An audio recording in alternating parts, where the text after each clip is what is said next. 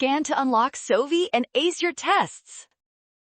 Correlation problems look intimidating, but you can solve them in 60 seconds by analyzing the slopes and strengths of the data points shown on these graphs. First, look for negative slopes. Graph I and graph V both show downward trends, meaning they must correspond to the negative correlation coefficient of negative 0.656.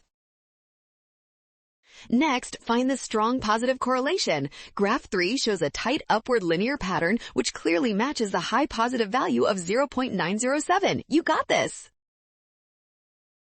Finally, compare our findings. Since graph V is negative and graph 3 is positive, option E is the only choice that fits both identified graphs correctly. Let's go, team!